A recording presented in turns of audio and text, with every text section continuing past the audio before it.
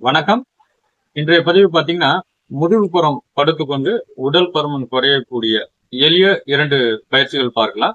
உணவு எடுத்த பிறகு செய்யறதா இருந்தா ஒரு 3.5 மணி நேரம் சென்ற பிறகு செய்யலாம். லிக்விட் டயட்டா எடுத்தீங்கன்னா ஒரு 1/2 மணி நேரம் சென்ற பிறகு செய்யலாம்.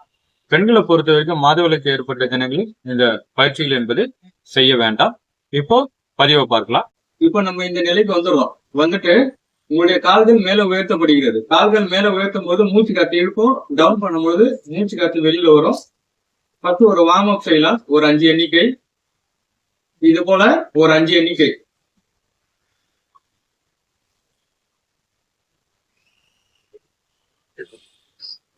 இப்போ உங்களுடைய கால்கள் மேல உயர்த்தப்படுகிறது.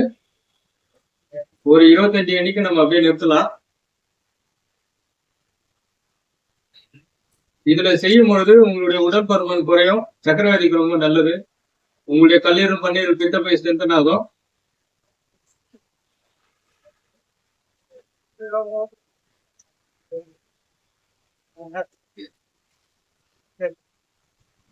இப்போ 2வது சுற்று.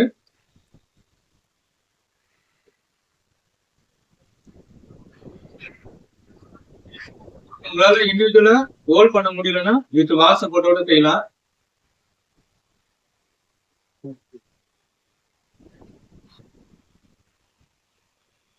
இப்போ வித் வாட்ச் போட்டோட செய்யறோம். இதுல செய்யும் பொழுது உங்களுடைய வயிறு பகுதி என்பது நன்றாக ஒரு அழுத்தக்கூடிய ஒரு நிலையை நம்ம பார்க்கலாம். இதுல பெண்களுக்கு பொறுத்த வரைக்கும் மிக சிறந்த ஒரு பயிற்சியாக பார்க்கலாம்.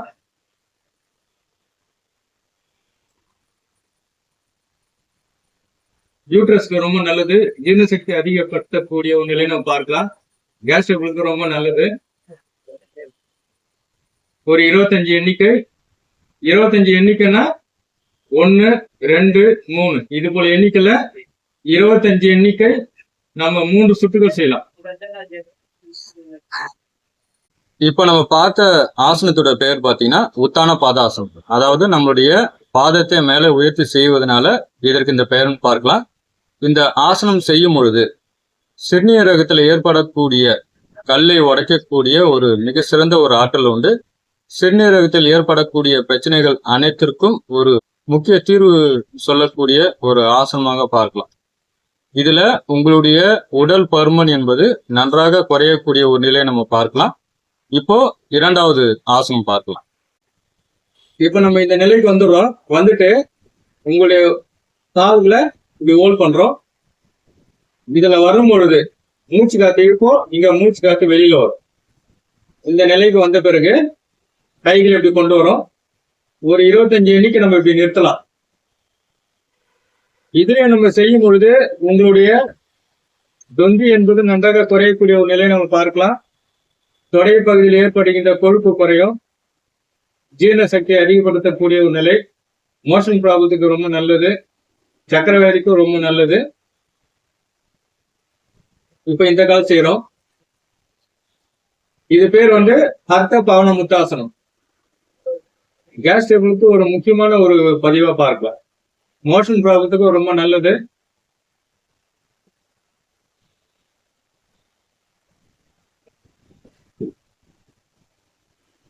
இப்போ 2 காலையும் சேர்த்து உயர்த்தப்படுகிறது.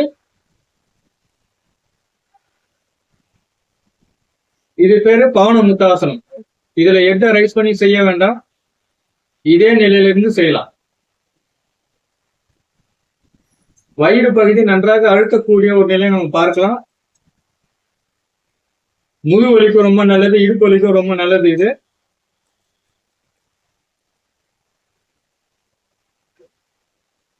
உடல் பருமன் நன்றாக குறையக்கூடிய ஒரு ஆற்றல் என்பது உண்டு.